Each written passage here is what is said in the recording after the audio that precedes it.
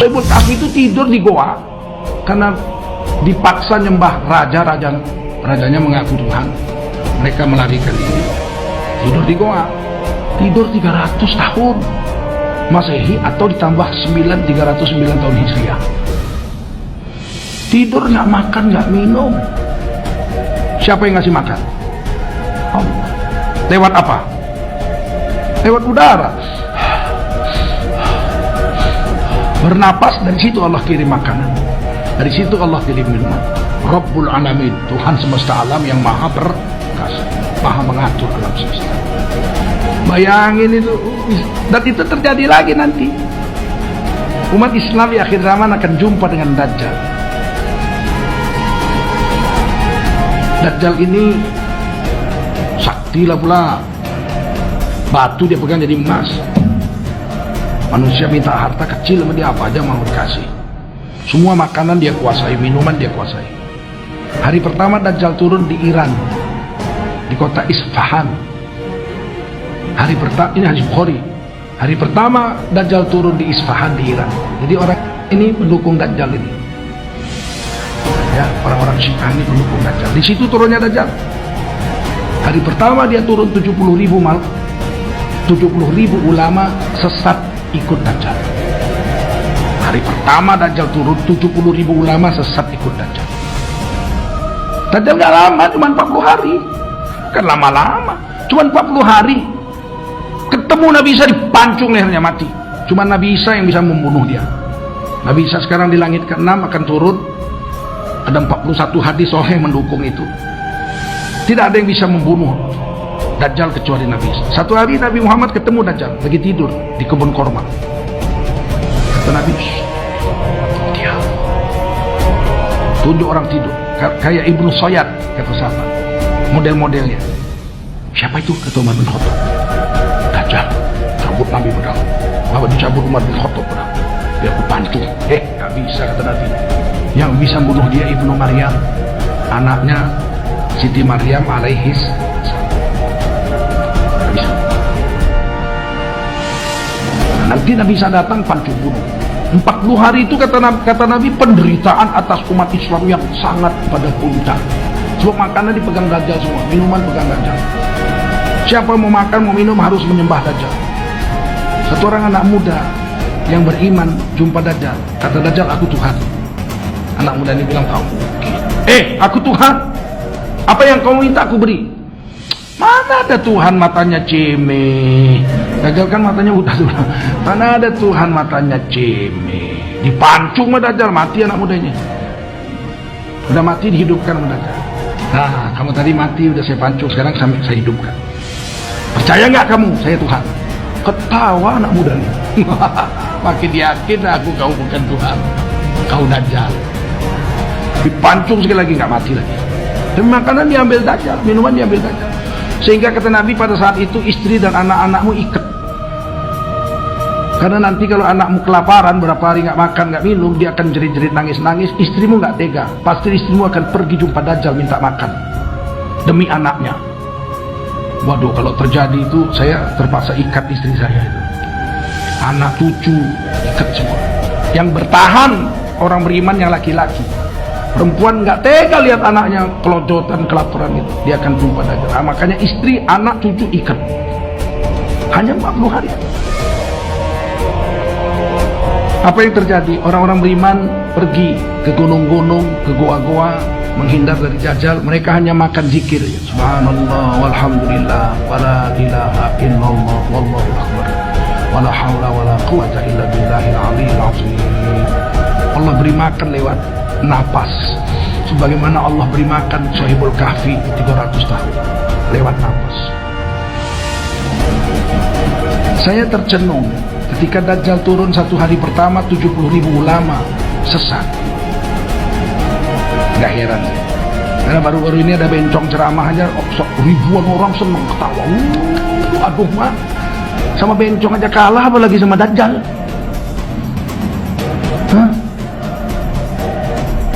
Sama bencong aja dia bisa lupa dengan agamanya, bahwa bencong itu dilaknat Allah. Lupa. Apalagi sama Dajjal dikasih duit, kasih emas. Kita ini kalau mau selamat dari Dajjal, mungkin kita nggak jumpa lah Dajjal, mungkin. Wallah, siapa yang tahu? Saya nggak yakin juga jumpa Dajjal, masih panjang. Imam Mahdi aja belum turun. Masalahnya andai kata jumpa, selamat nggak kita? 3 hari nggak makan, 3 hari nggak minum, tahan. Orang yang biasa berkorban untuk agama, tahan. Dihina karena agama, dicaci karena agama, dipukul karena agama, dipenjara karena agama, oh dia tahan. Yang nggak tahan tuh orang yang biasa menjual agama, dapat jabatan gara-gara agama, dapat duit gara-gara agama, dipuji gara-gara agama, disanjung-sanjung gara-gara jual agama. Giliran orang-orang yang soleh dicaci maki, dicurigai akan memberontak radikal. Giliran bencong-bencong dikasih tempat. Awas, saya ingatkan aja ini. Dajjal keluar, tidak ada satupun bumi ini yang tidak dimasuki oleh Dajjal kota-kotanya. Hanya Mekah dan Madinah saja yang Allah haramkan bisa dimasuki oleh Dajjal. Selebihnya Dajjal akan sampai ke dalam kota itu, apalagi Bandung. Mana-mana saja kota yang ada di muka bumi, pasti Dajjal akan masuk, kata Rasulullah, kecuali Mekah dan Madinah. Saat Dajjal masuk dalam satu kota, Nabi haramkan umatnya, jangan pernah keluar dari persembunyian kamu di dalam rumah kamu. Jadi Nabi suruh bersembunyi itu bukan dalam gua, bukan di dalam mana-mana tempat, tapi dalam rumah. Tutup pintunya, tutup jendelanya, lalu bungkus rumah itu dengan surat Al-Kahfi. Bacakan surat Al-Kahfi di dalam rumah dari ayat 1 sampai ayat 110. Selesai membaca, ulang balik. Kalau seandainya kamu masih yakin Dajjal masih ada di kota kamu, baca lagi. Rumah itu tidak akan ditemukan oleh Dajjal atau oleh bala tentara Dajjal. Rumah itu digaibkan oleh Allah. Dan juga sihir Dajjal tidak akan tembus ke dalam rumah-rumah yang mengamalkan perintah Nabi Muhammad sallallahu alaihi wasallam. Kata Rasulullah sallallahu alaihi wasallam, siapapun yang keluar dari rumahnya, keluar dari persembunyiannya, dia pasti akan tersedot oleh magnet yang sangat kuat yang disebarkan oleh Dajjal ketika Dajjal sampai di kota itu. Dajjal segera menyebarkan magnetnya, hipnotisnya, sihirnya, yang menyebabkan orang-orang yang keliaran-keliaran di luar akan bersatu, bergabung ke titik di mana Dajjal berada di kota itu dan langsung sujud kepada Dajjal. Iman mereka langsung menguap dan hilang. Saat itu mereka kafir kepada Allah. Rasulullah bersabda, walaupun Dajjal sudah meninggalkan kota itu, dia masih tetap akan kafir kepada Allah sampai dia mati.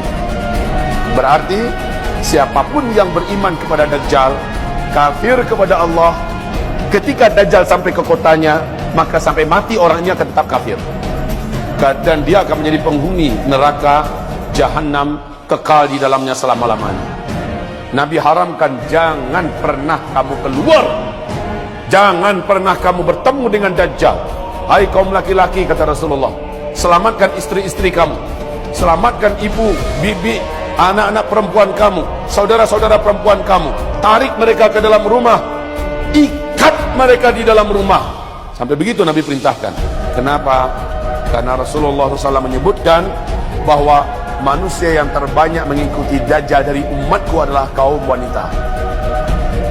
Kaum wanita. Limada? Kenapa? Karena saat itu kaum wanita paling rapuh keadaannya, baik secara fisik apalagi secara iman. Ini ada beberapa tahun berturut-turut sejak Dukhan sampai Dajjal, paling lama 3 tahun, orang-orang pada bergelimpangan kelaparan di muka bumi. Dajjal datang menurunkan hujan dari langit, menghidupkan hewan-hewan yang mati, orang-orang yang ada di kuburan dihidupkannya semua. Kekuatan Dajjal ini sampai-sampai kata Rasulullah, seluruh setan satu muka bumi dari bangsa jin ikut dengan Dajjal, tunduk pada Dajjal. Lah kalau setan saja ikut sama Dajjal, bisa bayangkan nggak bagaimana dengan manusia? Kekuatan apa yang dimiliki oleh Dajjal yang menjadikan setan-setan satu bumi tunduk kepada Dajjal, ikut Dajjal dan siap melayani Dajjal? Kekuatan apa yang dimiliki? Satu-satunya manusia yang pernah diberi oleh Allah izin memiliki kemampuan itu adalah Nabi Sulaiman. Dan itu karena terpaksa setan jinnya. Sementara dengan Dajjal karena sukarela. Dajjal kita sudah sadari kemunculannya sampai kepada tingkat mutawatir. lafzan wa ma'nan, ijma' kemunculannya pasti terjadi.